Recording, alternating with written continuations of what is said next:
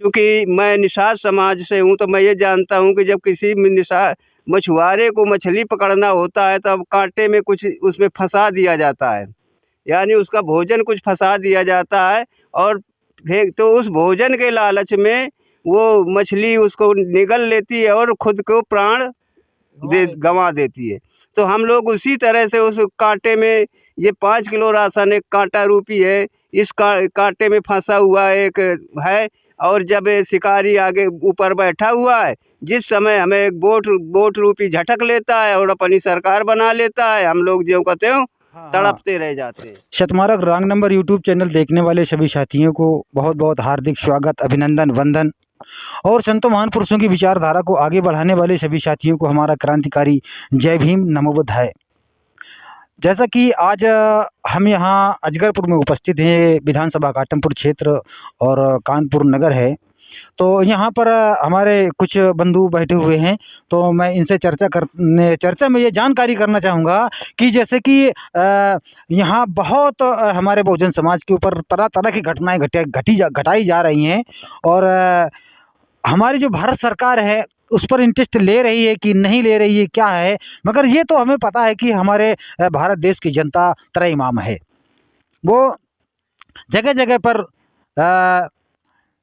गोष्ठियाँ लगाते हैं, जगह जगह पर आंदोलन करते हैं, जगह जगह पर धरना करते हैं। ये तो किसी से छुपाया नहीं जा सकता है। हम लाख तारीफ कर दें कि हमारे भारत सरकार इतना बढ़िया काम कर रही है, तो हमारे कह देने से कुछ नहीं होगा। हमारे जो हमारा जो बहुजन समाज है, हमारा जो देश का लोग है, वो उससे कुछ छिपाया नहीं जा सकता है, वो सब जानते हैं। तो मैं ये जानना चाहूँगा कि ये हमारे समाज में जो घटनाएं घटाई जा रही हैं, जो कहर ढाए जा रहे हैं, जिस तरह से हमारा समाज आज त्राहिमाम है, इसी बात को लेकर के जब तक कहते हैं कि अपनी सत्ता नहीं आएगी, अपनी सरकार नहीं होगी, तब तक हम कुछ नहीं कर सकते हैं।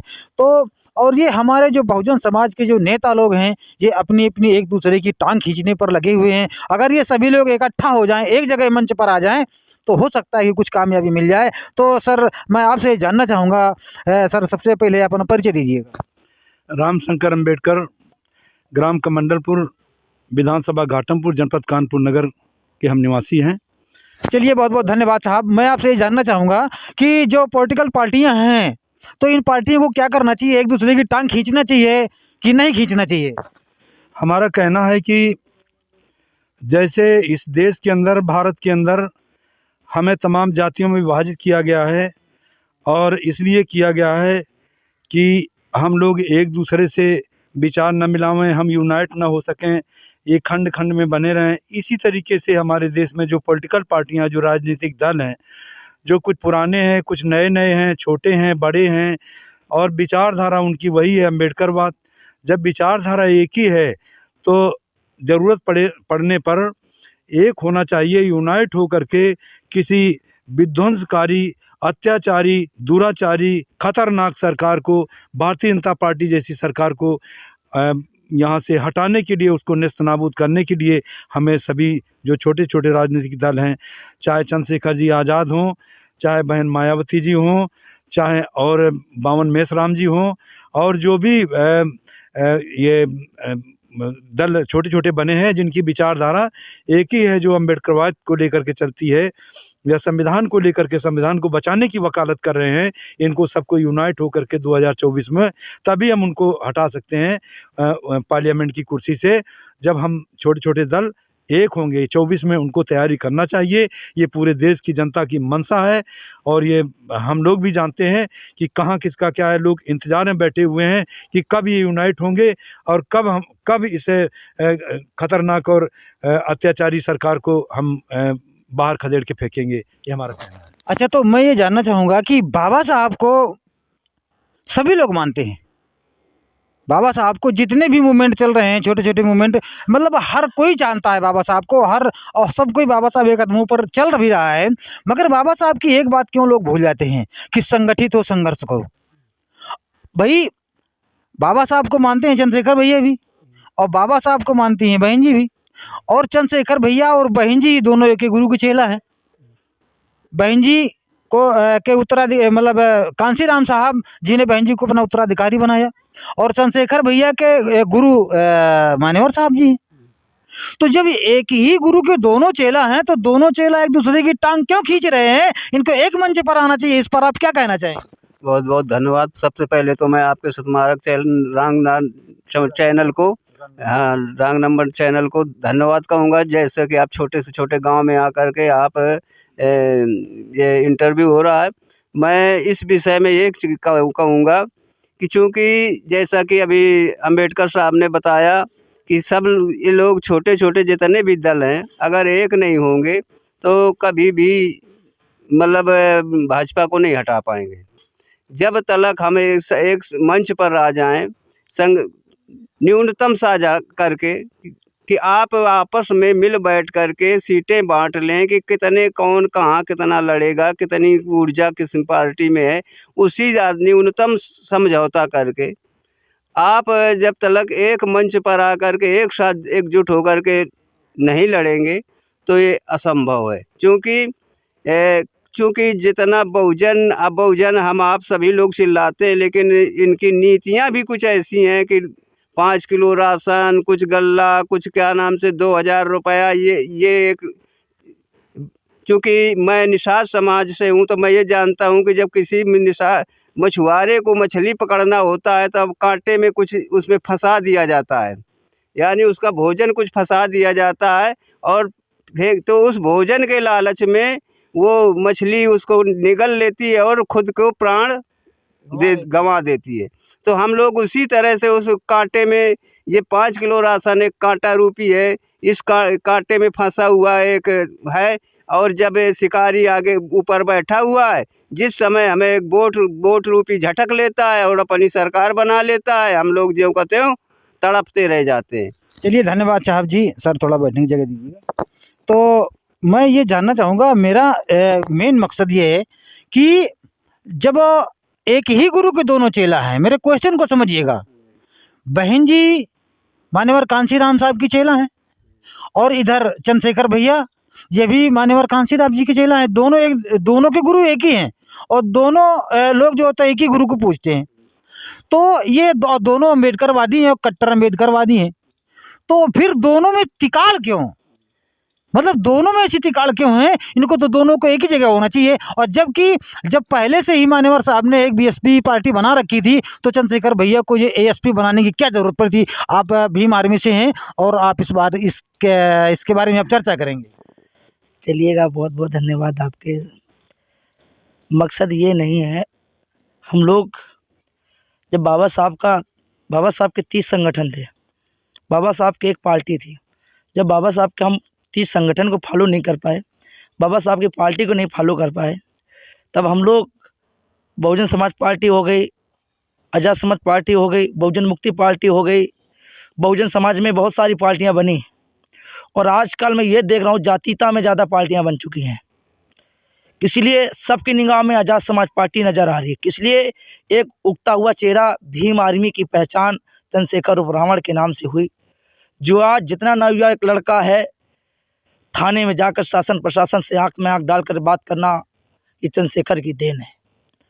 इसलिए जब हमारी बहुजन समाज के 4 बार बहन कुमारी मायावती 4 बार सरकार में सत्ता में रहीं, मैं यहीं कानपुर देहात के गांव पड़ता है मलासा ब्लॉक, एससी सीट में कोई एससी समाज का व्यक्ति प्रधानी का चुनाव नहीं लड़ पाया।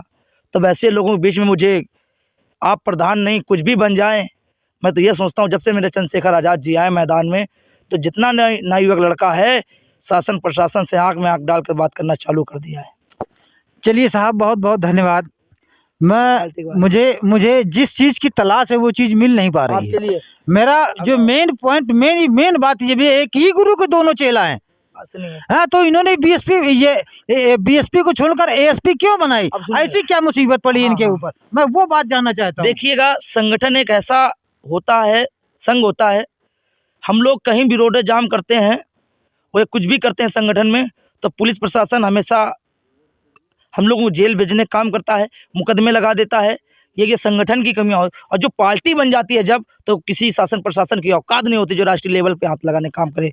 इसलिए चंद्रशेखर जी जब संगठन बनाए हुए थे राष्ट्रीय लेवल पे, भीम आर्मी राष्ट्रीय अध्यक्ष थे, तब उनको कहीं ना कहीं शासन प्रशासन रोक देता था, कहीं ना कहीं उनको मुकदमे लगाकर जेल डाल देता था, कहीं ना कहीं उनको हर जगह मारने का, पीड़ित करने का काम किया जाता था। जब से आज़ाद समाज पार्टी बनाने का काम किया, तब से शासन प्रशासन रोकने का काम नहीं करता। इसलिए जब आज़ाद समाज पार्टी की जब तक कोई पार्टी नहीं बनेगी तब तक हम होता ये अब हम जो आज़ाद समाज पार्टी है, माननीय हमारे चंद्रशेखर आज़ाद जी चीफ हैं, जो ये अपने पार्टी में रहकर अपनी बात को दर्शाते हैं। बहुजन समाज के अंदर सभी संतों महापुरुषों की विचारधारा रखते हैं, वो किसी के खिलाफ नहीं बोलते हैं, किसी के खिलाफ आवाज़ नहीं उठाते हैं, वो बहन बेटी के लिए रक्षा करते हैं। इसलिए वो पार्टी बनाना उनको पड़ा। पार्टी नहीं बनाते तो आज वो हालात के अंदर होते।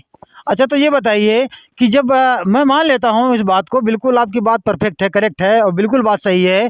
तो जब ये लड़ाई लड़ रहे थे, कि जब किसी, मैं इस बात को जानता हूँ, सब कोई जानता है कि जब किसी बहुजन शोषित समाज के ऊपर जब कोई अतिक्रमण होता है, उसको मारा जाता है, सताया जाता है, तो चंद्रशेखर भाई साहब वहाँ जाते हैं, मगर अपनी बुआ का ताज अपने सर पर बांध करके चलते थे और ये उम्मीद रखते थे कि हमारी बुआ जी हमको कुछ कहेंगे। मगर बुआ जी ने क्यों नहीं कहा? और अगर मैं आपके कहने के हिसाब से मैं बोल रहा हूँ कि वो अगर चाहती तो इनको बीएसपी एएसपी बनाने की जरूरत ना पड़ती अगर बुआ जी इनको सही ढंग से साथ देती। क्यों, ये बात सही है कि क्या है? सत्य देखिएगा, जब वो बड़े भाई, कहने की तो बात छोड़ दीजिए, बड़े भाई खुद गए, 4 बार गए। बड़े भाई ने यहाँ तक कहा बहन जी हमें मिल जाएंगे तो हम उनके पैर पकड़ लेंगे। बड़े भाई ने साहब लेटर भी भेजा, भाई साहब ने कॉल भी किया, बहुत रिक्वेस्ट किया है, बहुत रिक्वेस्ट किया। जब हम आपके पास 4 बार पैर में गिर सकते हैं तो क्या आपका एक बार फर्ज नहीं बनता उठाकर कंधे से कंधा लगाना चाहिए? है क्या बहुजन समाज का मूवमेंट बढ़ाना चाहते हो, सभी संतों महापुरुषों गुरुओं को विचारधारा बढ़ाना चाहते हो, मैं आपकी तरह 10 बार गिरूंगा तो आपका एक बार फर्ज बनता है उठाना चाहिए। बड़े भाई चंद्रशेखर आजाद जी को कम से कम आशीर्वाद तो देना चाहिए। बिल्कुल सही बात, बिल्कुल सही बात, धन्यवाद। मजबूर होना पड़ा भाई को। आज इस बीच में मैं देखता हूँ पार्टी तो अपनी जगह है, आज हमारे बहुजन समाज के अंदर हर जगह अत्याचार शोषण किया जा रहा है। कोई मैदान में निकल कर आ रहा है? आज जैसे हाथरस हो, मेरठ हो, उत्तराखंड हो, जालौर हो, कोई मणिपुर की घटना हो, कोई भी घटना में भाई ने खुलेआम आंदोलन करते हैं। और इस बीच में मैं भी उनके हिस्सेदारी और भागीदारी निभाने का काम कर रहा हूँ, बराबर लगातार चल रहा हूँ उनके कंधे से कंधा मिलाकर। हमारे बहुजन समाज के अंदर आज भी मैं घाटमपुर विधानसभा से, मुझे आप कुछ लोगों ने या मिलकर आप लोगों की दया से यदि इस नाम को रखा है तो कुछ सोच समझ कर ही रखा होगा, घाटमपुर शेर। अन्यथा शेर कहना और करना दिखावा का नहीं है ये रूप।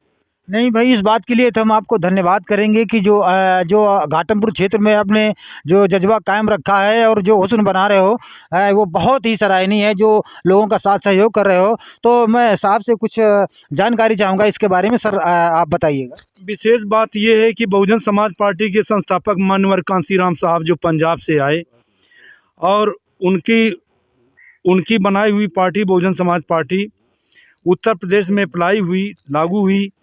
इसके बाद उन्होंने 15 और 85 का जो फार्मूला किया, कुछ दिन तो चला। सरकार बहुजन समाज पार्टी की 2007 में पूर्ण बहुमत से बनी, 4 बार मुख्यमंत्री रहीं, बहुत अच्छा कार्यकाल चला। और दलित समाज के, बहुजन समाज के पास कोई अच्छा नेता नहीं था। माननीय बहन जी का बहुत बड़ा सम्मान हुआ। जो माननीय बहन जी ने वो जो काम किया अपने मुख्यमंत्रित्व काल में उत्तर प्रदेश में, वो किसी मुख्यमंत्री ने आज तक नहीं कर पाया, इसकी भी हम सराहना करेंगे। लेकिन क्या हाथी गणेश हो सकता है? ये तो नामुमकिन है भाई, ऐसा तो नहीं हो सकता। क्या मानवर कांसीराम ने अपने एजेंडे में सर्वजन सुखाय सर्वजन हिताय की बात कही थी का? वो तो एक अलग बात है कि जो भी लोग रह रहे हैं, सबकी देख रेख, जिसकी सरकार आ जाती है सबकी देख रेख करने की जिम्मेदारी होती है। लेकिन जब ये सर्वजन वाली बात आ गई, जब बड़ी बड़ी सीटों पर बैठने की, तो जब तमाम उन 15% वालों को बहन जी ने ज़्यादा तवज्जो दिया और जो लोग टाट बिछाने वाले थे, फट्टा बिछाने वाले लोग थे बहुजन समाज पार्टी के लोग, उनको फट्टा बिछाते रहे और उनको यूँ तो जिनके अंदर कुछ काबिलियत थी उनको बहन जी ने निकाल के फेंकना शुरू किया।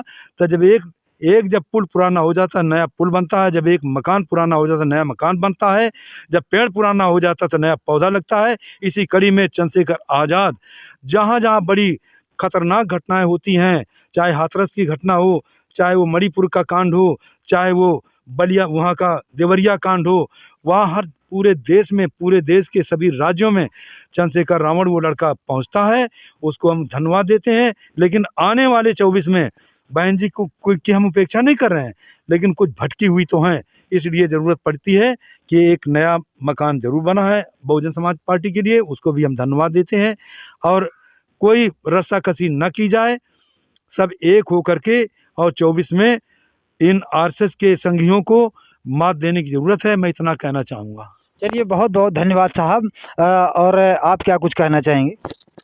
अब मैं यही कहना चाहूँगा कि जैसा कि चंद्रशेखर जी को अलग से पार्टी बनानी पड़ी, तो अगर बहन जी उनको पूर्ण आदर देती तो ये काम शायद संभव नहीं था। इसलिए सारे राग द्वेषों को, या पार्टी बनी तो उनको विलय भी किया जा सकता है, और नहीं कि विलय हो रहा है तो कम से कम न्यूनतम साझा में आप चुनाव एकजुट हो करके ही लड़ें। अगर आप अलग अलग चुनाव लड़ेंगे तो ये मान लो कि आप स्वयं बीजेपी को मजबूत कर रहे हैं। चलिए, धन्यवाद साहब। आप लोगों से मिल करके बहुत ही अच्छा लगा।